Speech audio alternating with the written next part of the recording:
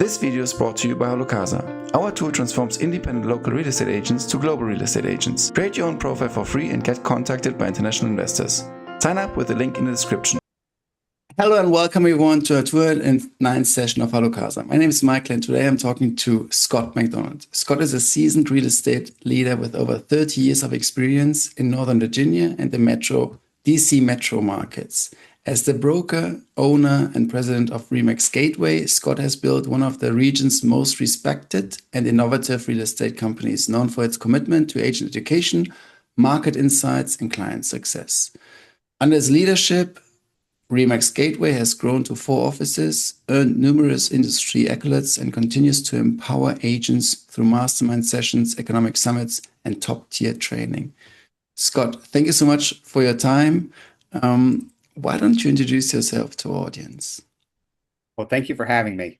Really appreciate being here. And as you said, I've been in the business over 30 years. I started back in 1988, and you probably weren't born then, but back then there was no internet, no email, cell phones were just starting to come out, and they were in big, suitcases that you had to carry everywhere with you. So been through many market changes, many different disruptors coming into our business. So I've seen a lot. We've been through multiple recessions. The first one I had was in 1991. We had the Great Recession. We've had a couple small recessions. So seen a lot of different market cycles and going from sellers markets to buyers markets to the foreclosures to short sales.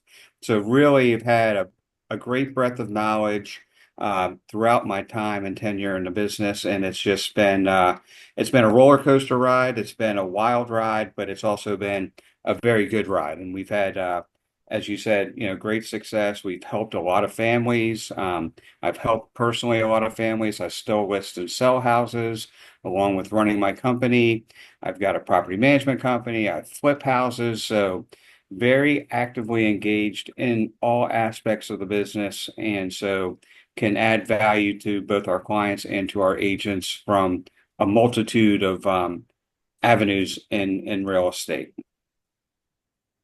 Let's start from the beginning. How did lead generation work in the beginning? Just with your booklet, and if you had lost your, let's say, your journal, your book somewhere in the subway, you would be out of business. How was that running back then? Oh my God, that's a great point. Yes. So when I first got my license, there used to be this thing called the Haynes directory. In the Haynes directory, if you had somebody's address, you could get their phone number. And if you had their phone number, you could get their address. And my first broker said, there's the Haynes directory, there's the phone, get on the phone, start calling, and you'll find people who want to list or sell their house. And so, or buy a house. And so I didn't really prescribe to that part of the business. I wasn't a cold calling type of person. I was more of a relationship building type person. So what I did is I went into the tax records and I found out where all my friends from high school, their parents, because I started when I was 22, where all my friends from high school lived, got their parents' addresses, and I started a mailing list. And I also did the same thing with kids I went to college with. So I became more relational from the very beginning. In addition to that, the MLS was, as you said, a booklet. And so I would go out and I would see 5 houses a day. And in seeing 5 houses a day, I would run into people, at different locations and started to add them to my database. So I started to do newsletters early on, doing mailings, doing just listed cards, just sold cards. But I would hold open houses every Saturday and Sunday from 12 to 5. And I knew the inventory so well, when somebody came in and they were looking for a property, I had the knowledge base to go out and tell them what to do. So, listening to people, asking the right questions, developing those relationships is how I got started in the real estate business, not spending a fortune on direct mail, doing farming or geographic farming, and not spending a lot of time on the phone. Just, again, building relationships. It's funny because we talk a lot about the future and how AI will change real estate, and you have gone through so many changes, internet, pre-internet. But in the end, the process sounds actually the same. You create connections, you create a database, and then you nurture and build long-lasting relationships. Maybe the medium is different, but basically it's mainly about how you acquire those leads and the contacts. Or do you see a huge shift where you totally had to rewind your entire brain on how to make business overall, or hasn't it changed that much in the end? Okay, so that's a great question. So when the internet came, people said the internet's a fad, right? It's not going to last. Well, look what the internet did to real estate, right? It started, realtor.com, Zillow, homes.com. Now you have Rocket and what they're doing with Redfin. So everybody's trying to capture the um the people, right? But if you already have the people and you're the trusted advisor, they're going to stay with you. They're going to believe what you've said over the years, and they're going to refer you to people, and they're going to say, that's great. Go to Rocket, look at houses, go to Zillow, look at houses, go to Redfin, look at houses. But when you're ready to buy, go deal with Scott or, one of the ReMax Gateway agents because they're the knowledge brokers. They know our market, they know our processes, and they know how to best represent us in the market that we're in, whether it's a seller's market, buyer's market, or a transitional market like we're in right now. Now, that being said, the agents who use AI are the ones that are going to survive. The ones that use it as a tool and not an end all be all to the business and let it take over their business. Because at the end of the day, this is a huge financial transaction that people are dealing with, and they want to work with a person and not a machine to get them through the process. Now, there will be some people that do that, right? There's some people who sell for sale by owner today. There's some people that go into houses unrepresented, but a majority of the people want guidance and they want expertise, they want negotiation skills, and they want to be able to rely on somebody to ask questions of to help them get the answers that they want to make the right decision when they're buying or selling a house.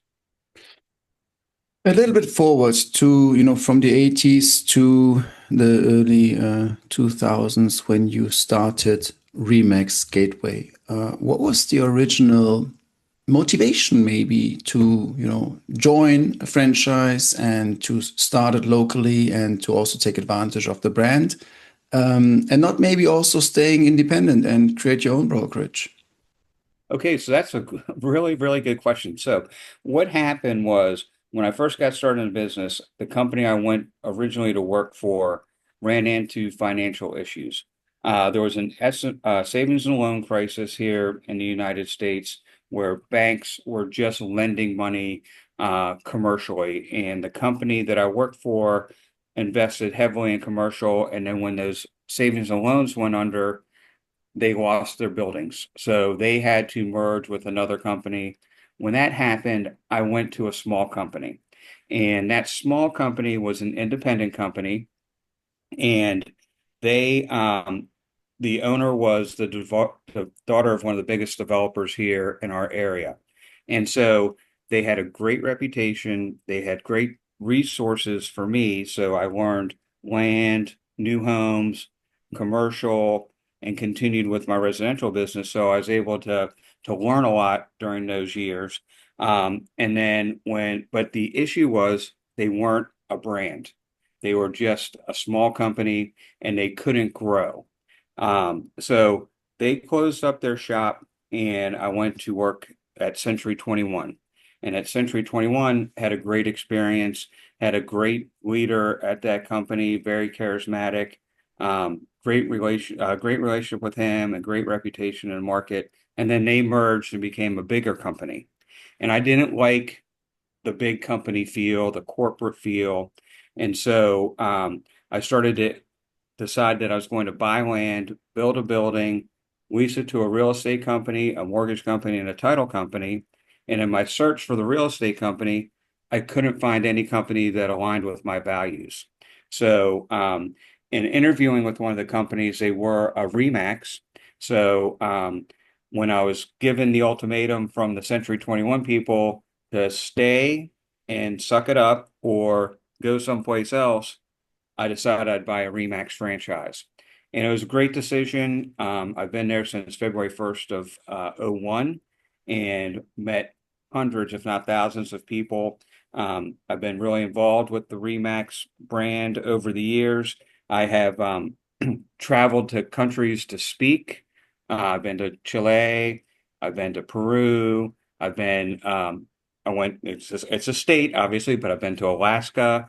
So I've seen a lot of the country and a lot of the world going around and speaking at brokerages and so forth. So it's been a wonderful experience, personally and professionally. So it was a great decision at the time. Allow me an ignorant question. There's ReMax Gateway, that's you, ReMax Premium, there are other ReMax brokerage brands. What is ReMax Gateway? Is it an important differentiation which I should know as an end user, that when I look for a ReMax branch and I say, okay, no, it's a ReMax Premium, or it's a ReMax Gateway. Is that important for me as a potential client of yours? Yes, I believe it to be so. So we're each independently owned and operated. So we buy a franchise from ReMax, and then we run our business the way we want to run it ourselves. So when I first started, 26 agents said they were going to join me, and only 5 did. So I had to figure out a way to maintain a sustainable business model. So I got into recruiting new agents. And the way I looked at it was, we have this brand of ReMax that is well respected. People were thought of as top producing agents that went to go work there. But I backfilled it with a traditional brokerage that provided training, business planning, as you mentioned before, economic summits, to keep agents engaged in the business and to get them up and running quickly.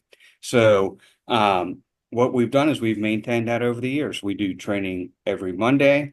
We do a real estate information exchange every Wednesday. We do tech Thursday. So and then we also have mastermind groups that meet, that are in different business categories on a monthly basis. So we are, I believe, to be the most trained agents in the business, which is important to the consumer at the end of the day, right? And then for agents that are looking to grow their business, grow their knowledge, grow their expertise, we are the end stop for them in that regard as well.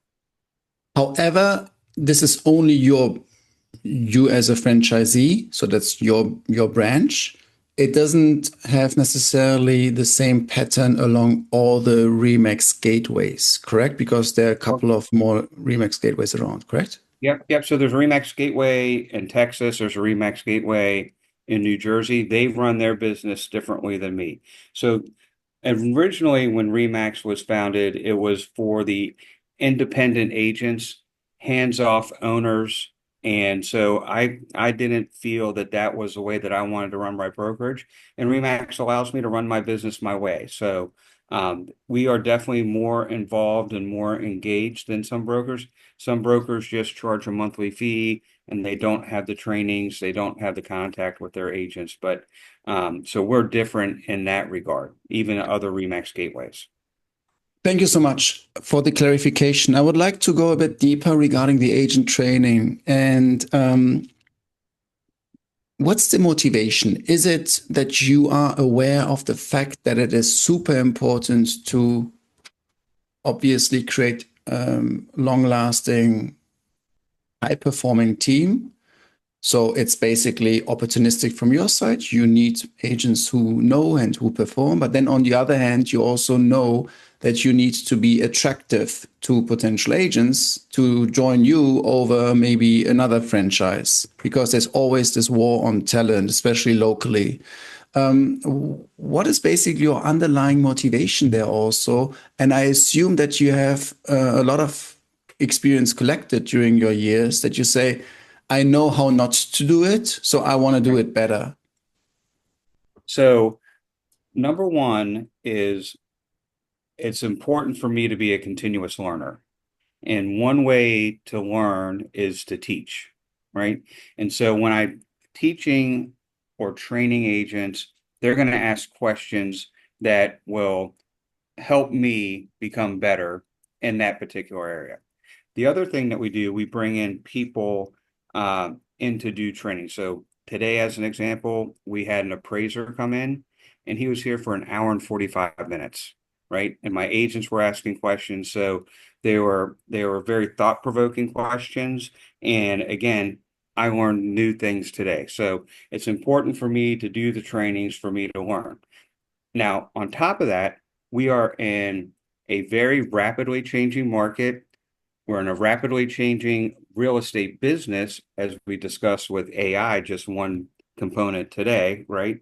And so you have to continuously learn so that you can advise clients and advise agents on what's happening in the market so that everyone grows, everyone gets better, and then we can provide better advice to our clients. So number one is you have to evolve, you have to adapt, you have to learn, and then you have to teach to make others better.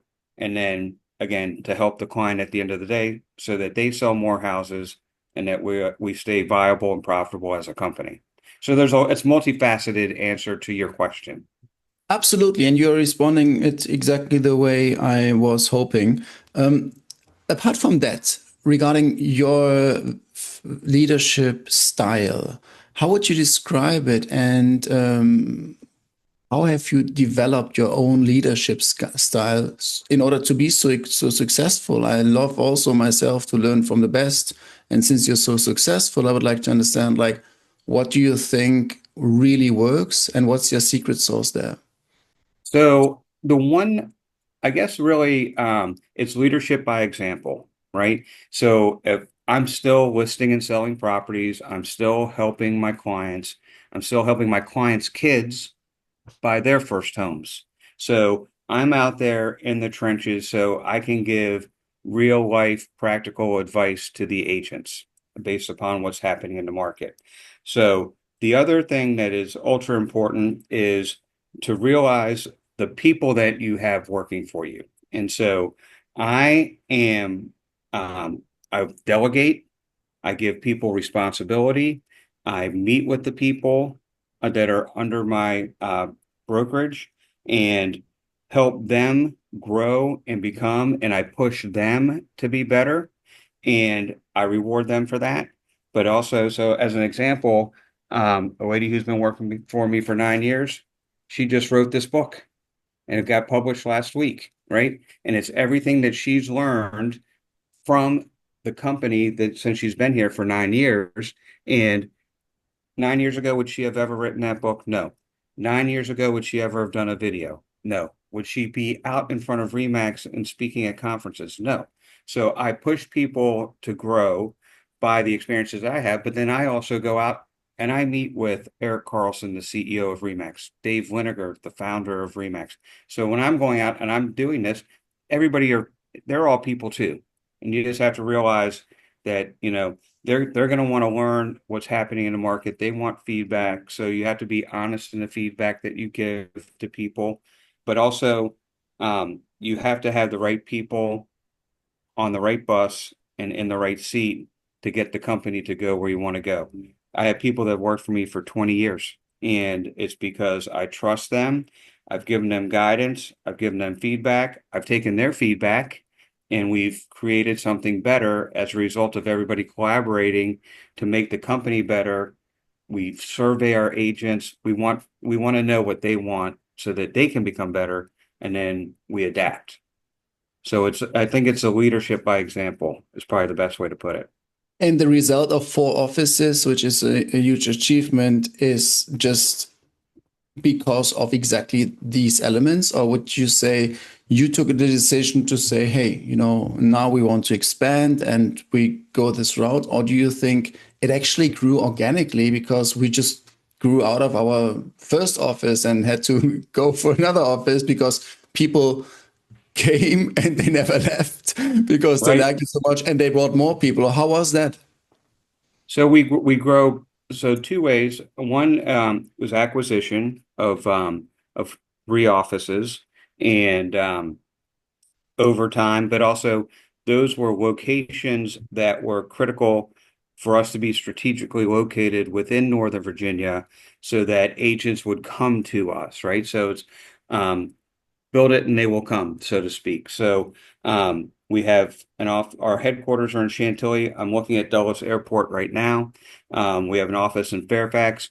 Most everybody in the United States knows Fairfax, Virginia, because of where it's located right outside of Washington, D.C., school systems and so forth. And then we are in Haymarket, which is Prince William County, and then Culpeper, which is in Culpeper County. So we're pretty diverse in the locations that we went to, but they were all strategic locations that we chose for our growth. And so we have our agents that help us recruit organically, and then we're looking now with the way the market is to expand through mergers and acquisitions because a lot of ReMax owners are aging out. We've been through some very difficult years in the last 15, 20 years. So people are burned out on being owners. So it's a good opportunity for us to take advantage of that and grow. And my leadership team has discussed this, and we're all on board with going and moving forward with acquiring other people. So we could be up to 5 or 6 offices by the end of the year. We'll have to see. Now, you just mentioned the market and give us an overview. First and foremost, the geographical area. I'm German, I'm in Europe, I'm not an expert on the East Coast of the US. Give us an overview how we can understand geographically the market you're covering, first and foremost, and then also maybe the status of the real estate market at the moment. Okay. So Washington, D.C., let's call that the hub. Okay. So north of Washington is Maryland. We are in Virginia, which is south. And then West Virginia is west of D.C. So our market is Maryland, D.C., Virginia, and West Virginia. So we have agents that handle all 4 jurisdictions. But from an office location standpoint, um, the Fairfax office is 15 miles from Washington, D.C. Chantilly's 28 miles. Um, the office in Dominion Valley and Haymarket is like 32 miles, and then Culpeper is like 45 miles. So Culpeper, we're basically a commuter town to DC, where people support the government, work for the government, work for defense contractors. There's a lot of technology here, a lot of data centers. So we have, not only the government, we have military bases, we have, again, the technology piece. So we're a very diverse economy. And generally, we are recession proof as much as anybody else can be, just because we don't have one reliance like on Walmart down in Arkansas, as an example. So that's been good. What's happened is the federal government's had a lot of layoffs through DOGE this year when Trump came back into his administration. So we do have a lot of uncertainty in our market, people wondering if they're going to have a job or not, or if their neighbor's going to lose their job.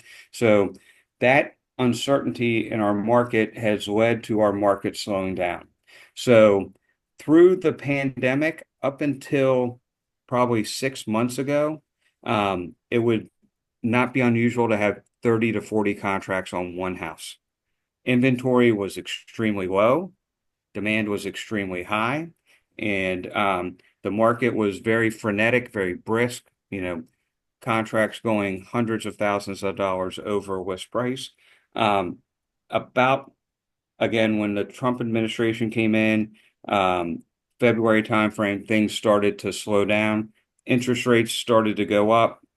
talks of the tariffs and the economic impact and that's going to have on inflation has had some people worried, and the Federal Reserve has not lowered the federal rate, which doesn't control interest rates, but it does lead to interest rate reductions if they reduce the rate over time.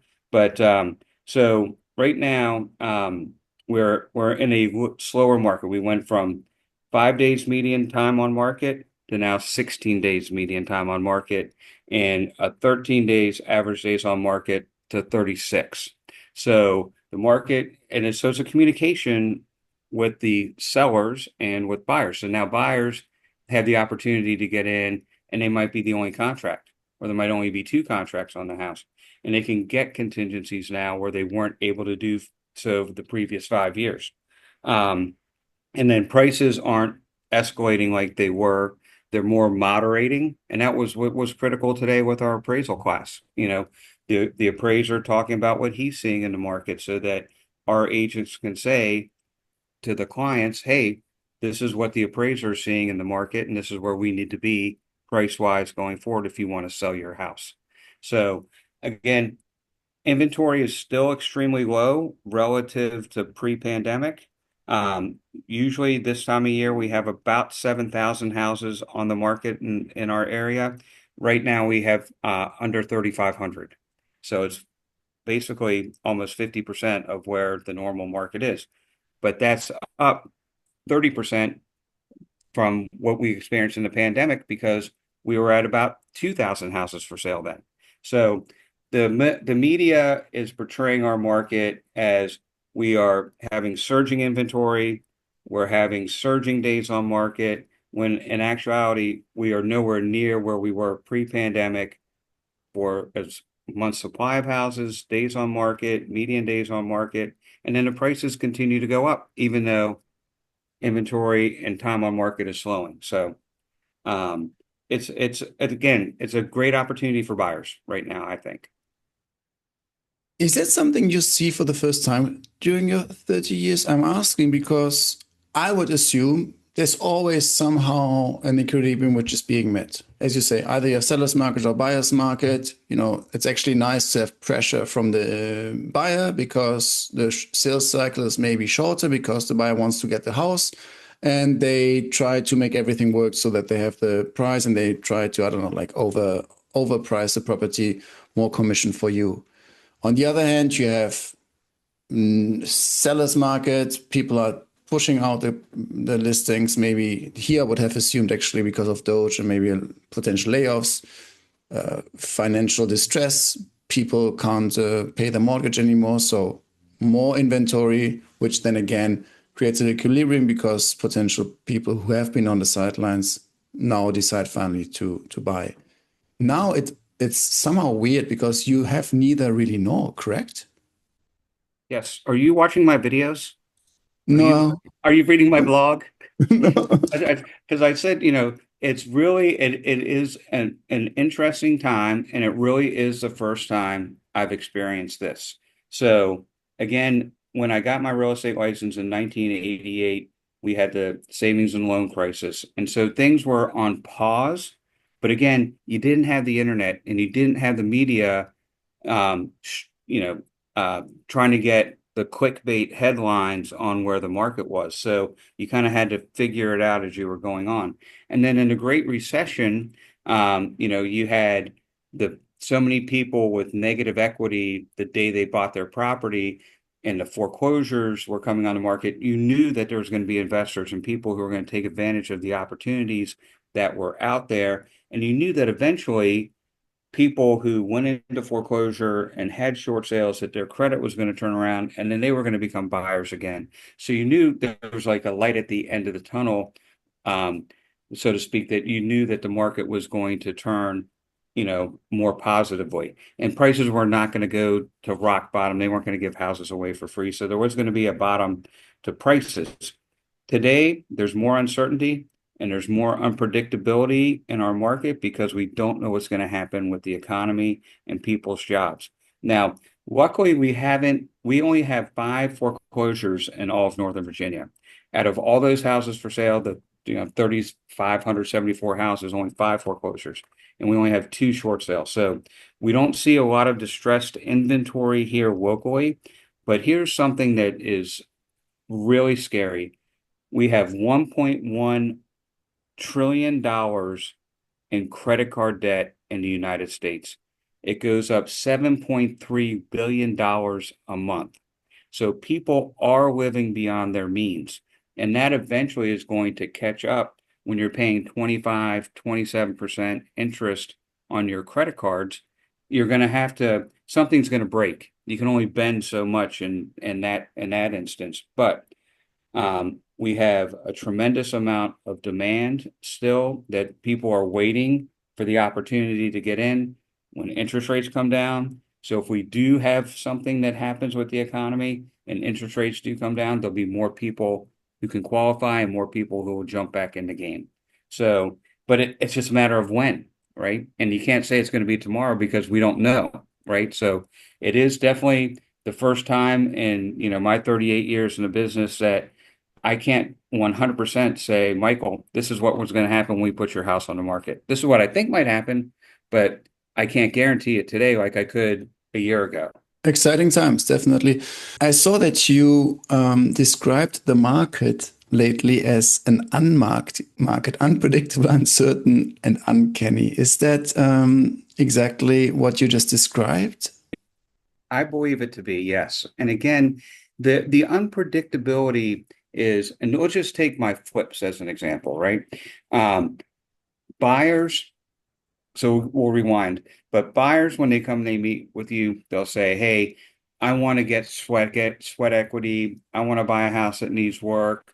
I want to do the work and make the house my own. And you go out and you show them 10 houses that need work or could be true fixer-uppers.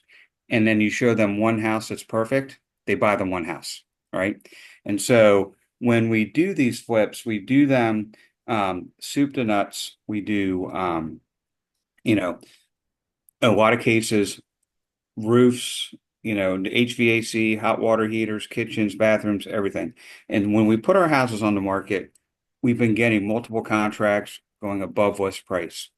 Right now, I have 5 on the market, and they are just sitting and languishing. So where it's typically a predictable market for me, because we price them to sell, we get them at a good price, we make the right improvements, we make them the colors that people want today, yet they're sitting on the market for 45 days, 50 days, and we don't have any offers. So that to me is very unpredictable. Then this weekend, I was showing houses, townhouses out here in Centerville, and we're coming in and people are coming out. And when we're coming out, people are coming in. And it's just like, why do we have nothing over here and we have this other market over here? So again, very unpredictable, very uncanny. It's not normal. Usually the whole market's hot or the whole market's not. And that's the way it was through the Great Recession. Houses stayed on the market. We had an 11-month supply of houses back in 2010. I had houses where people didn't go through for 6 to 9 months, not one person. So it's so the whole market was that way, not just one segment of the market. But so from an unpredictable, uncanny type of market, that's what we're in right now, and we're waiting for this uncertainty in the economic environment we're in to get some certainty. And again, I think it's the way that the Fed chair has the moving target on what he wants to do to lower rates. For 6 months, he was talking about getting the inflation rate down to 2%. Once inflation got down very close to 2%, he said, now we're looking at jobs in the labor market. And then the labor market just basically went way downhill.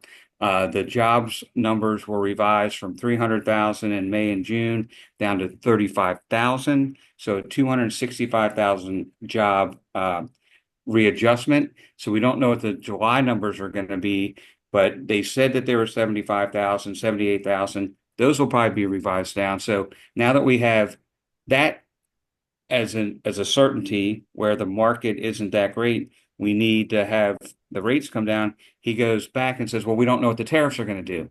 So there's uncertainty at the leadership level on the monetary policies of the country, which until that gets worked out, I think we're going to continue to be uncertain because we don't know where rates are going to go and where rates are going to be. And then when the economy stabilizes, then we'll have a path forward. So again, there's a lot of dynamics that are going on behind the scenes that I think need to get worked out to give us stability in interest rates, and then the market will adjust and people will be certain that they can buy a house and not going to lose their job and so forth. So a lot of things need to come out, and when that time's going to come, who knows? Thank you so much for dismantling this. And while you were talking, I was trying to also, question all these elements from maybe like less of a broker and real estate expert side and more like from a devil's advocate saying like, what else can there be? Like let's look at the world. How much is now someone in his 30s or in her 30s earning? How much potential savings does he or she have? How much do the parents have can also support on a new down payment? How much of inheritance is there? If you mentioned inflation, or maybe there's also geographical factors like, do I need to buy necessarily locally? I talk to people from around the world. There's also like the trend on saying like, hey, you know what? Like, I don't know, I don't like Trump. I actually want to go out and I buy in Europe. Let's see. Maybe asset classes. Should I put my money into maybe crypto instead of a house because the inflation, or we don't know where it goes? Do you see any of those, let's say, totally counterintuitive factors also playing a role, or do you think like no, it's just like a certain wave which will definitely like find its equilibrium again?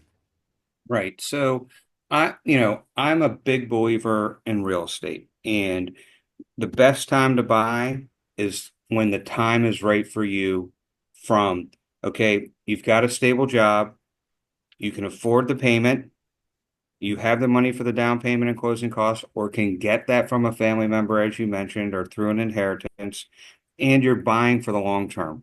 You can never time a market. You can't time the interest rates, you can't time the prices, you can't time the number of houses for sale. So if you find the right house that offers you the right lifestyle, and you're going to be there for the long term, you're gonna win in the end, right? So I think that's the thing to do. And then if you have the confidence in buying someplace else, I was just recently over in Portugal, and you know, is it someplace I would consider going? No, but I have a couple of clients who did, and they're like, you need to buy a house over here. Your appreciation is going to be fantastic. The market is stable. The government is behind Americans investing in the country. I have friends going down to Costa Rica and doing the same thing. So if you have a good game plan to buy internationally, it is not a bad time to buy internationally, in my opinion, either. But from a personal standpoint, here in Northern Virginia, if again you can afford it, you've got the money to do it, your job is stable, and you're going to be there for a long time, whether it's a easy commute to work, school system that you want your kids to be in, close to your country club, whatever it is, buy it. And don't worry if it goes down 2 or 3% next year. It's going to come back in 10 years. It's going to go up 20%. So don't make decisions based upon external forces. It's all what you need and what your family needs. That's perfect. It confirms also what other real estate experts say who I had on the show, saying make sure that the unit itself makes sense for you. That's all that matters. If the finances make sense, if it makes sense for your lifestyle, that's all you need. Don't worry about like the elements outside. Do you agree with that? 100%. Yep. Again, proximity to work, proximity to schools, proximity to your outside lifestyle. If you like to hike and you're out in the woods, buy that house, right? I mean, it's all about you. Don't listen to the media. Don't worry about, what's happening around the world. If it works for you, that's the time to buy. Because the best time to buy was yesterday. Apart from that, talking about the buying process and also the decisions when, when someone decides to buy, what are for you potential patterns which you see, okay, this is an a problem or a challenge or an error which people make a lot when they consider buying? What are for you tips for maybe also first-time buyers? So again, what they need to do is it needs to be for them. Don't buy a house because your friends bought a house. People that I was working with last week, their friends bought land and are building a house, 7,000 square feet, and there's only two of them. And they're like, should we buy out there? And I'm like, no, don't buy out there. It's nowhere near where you work. It's nowhere near your country club. It's nowhere near your family. Why go out there just because your friends are out there? So, and then there's other people who buy because their parents tell them to buy when they're first time home buyers. You should buy when the time is right for you. So people make mistakes buying too much house because their friends are buying too much house. They're buying because their parents want them to buy, not because they're ready to buy. You have to be ready for home ownership. Home ownership is a huge responsibility as far as the maintenance challenges, the upkeep of the property. You're going to have appliances that break down. And if you're not in the right mindset for that, don't buy. So buy for yourself and not for external family and friends forces. That's beautifully said. It goes into like having fear of missing out, living up to the Joneses because Right. you heard something about it, but it actually is even like a spiritual journey towards yourself and say, who am I and what do I actually want? How do I want to live? Do you sometimes even have those conversations to say like, hey, listen, like, do you even like it? Or is it always only a numbers game when you advise potential buyers? No, no, no. It's again, we have an interview process with the clients when they come in. We sit down and go over the reasons why, the objectives of the purchase, is the timing right for them? And there's some people that I'll say, I don't think the time is right for you. And just like the same way, when I go into a house, I would say, I would not allow you to buy this house. This house isn't for you. So I'm not selling just to sell. I want to have clients for life. I want to be the advocate for them and a consultant for them to make the right decision. So the right decision for them is when all the stars align. And I'm not out there just because they say they want to buy. Well, why? And so finding out the root reason why is important to me for them to make the right decision. Looking into the future now, also with ReMax Gateway, what's the next steps for you? Also regarding agent development, mastermind groups, you mentioned this one, and also maybe even weathering the uncertainty. I wouldn't say like weathering the storm, but weathering like those uncertain times. What is for you right now the outlook towards the end of 2025 and also like towards, let's say, the first half of 2026? Right. So right now, I think now is a great time in the market for agents to get educated, for them to get up to speed, for them to be positioned properly for what's coming down the pike. So what do I mean by that? Learning AI, how AI can help you in your business, how it can make you more productive, how it can save you time, which then in turn saves you money. And so if you can utilize that to your advantage, and get again ready for when the market does shift back, you're there and you're not playing catch up, right? You're not sitting back resting on your laurels. You're moving forward and advancing. So we have a lot of AI training coming up for our agents to get into that. So that again, it's a relationship business that is technology enabled, right? And so you have to be able to utilize that to your advantage. So we're looking there. We're also looking at the opportunities in companies that aren't doing the trainings, that aren't facilitating things for their agents to become successful in the market moving ahead. And so taking advantage of people looking to merge in with our company. And then again, more client communications along the way to let them know. And in my opinion, right now is a good time to buy because there's uncertainty.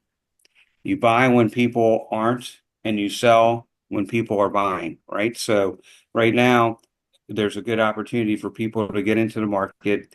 Rates are great right now, 6.5, 6 and 5/8. Uh, it's down from where it was earlier this year. It's the lowest point in the last 10 months. So the media is not talking about that. So you can jump on lower rates and get a house that there's only one, maybe two contracts on. So there's opportunities today. So communicating that not only to my clients, but to my agents so they can communicate that to their clients, get that word out that it's not what the media is portraying it to be. So I see great growth through the end of the year and into next year. We're telling people is now's a great time, actually, despite what the media says, to be a buyer. Interest rates are at their lowest point in 10 years.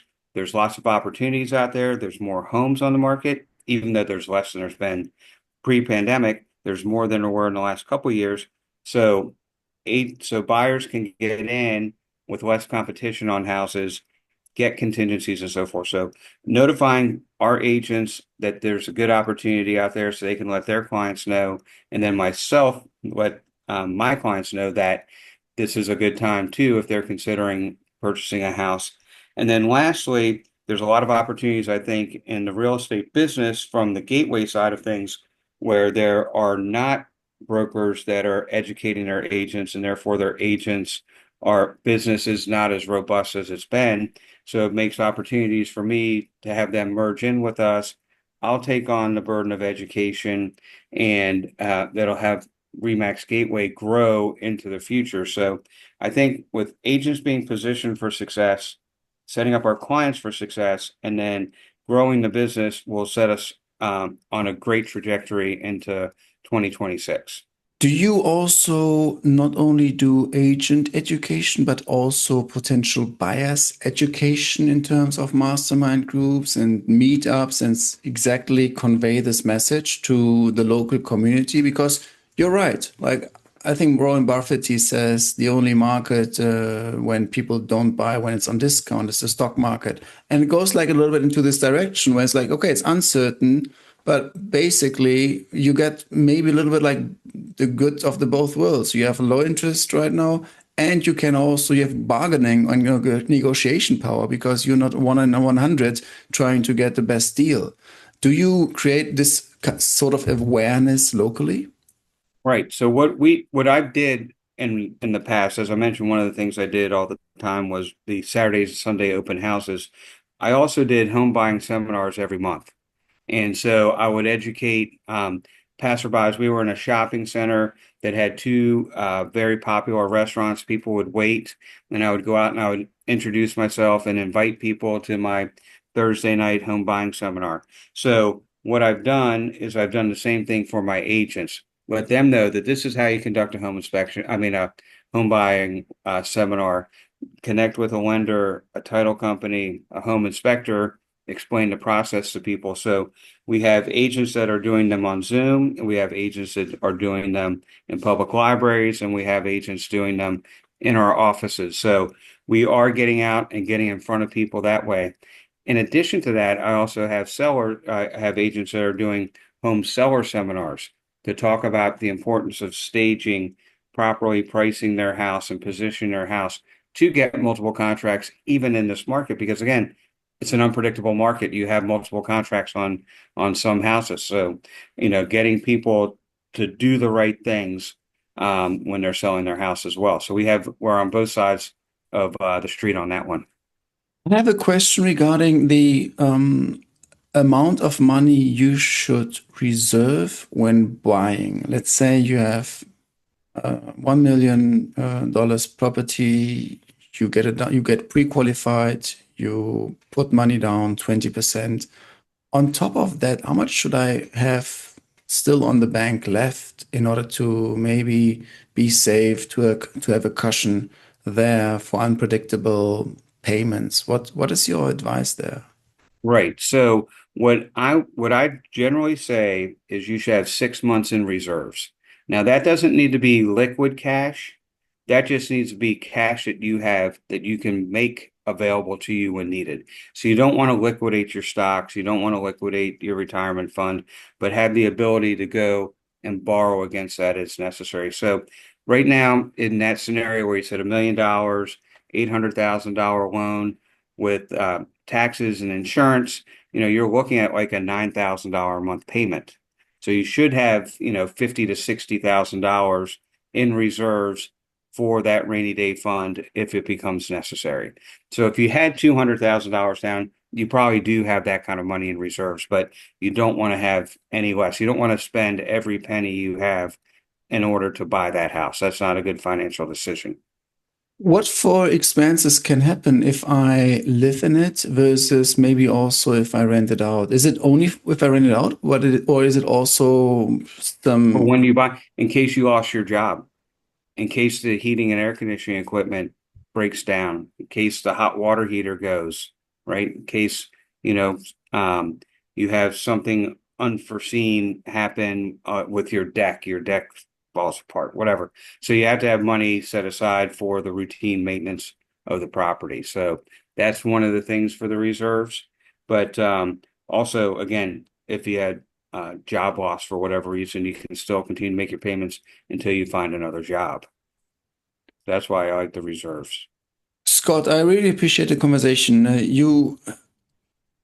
You guided me through many things. First and foremost, I love the experience you have. That's tremendous. And you actually conveyed it in such a nice way to say, like, listen, like I started when there was no internet and we just like ran around like offline and everything analog. That's amazing, and I love it. I also really like the way you described your way into jumping into your ReMax branch and also the motivation behind.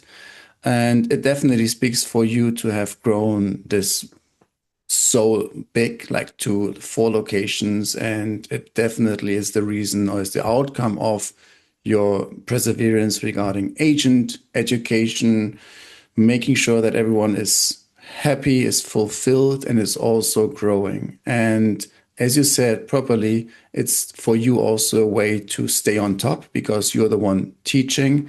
You're not only the one dealing with the clients and doing the showings, but also making sure that you have external people coming to your office and teaching you again so that you're not in your glass office and thinking that you know everything. That's, I think, very, very beautiful. And also the way you described your leadership style by example, just do it and execute and show.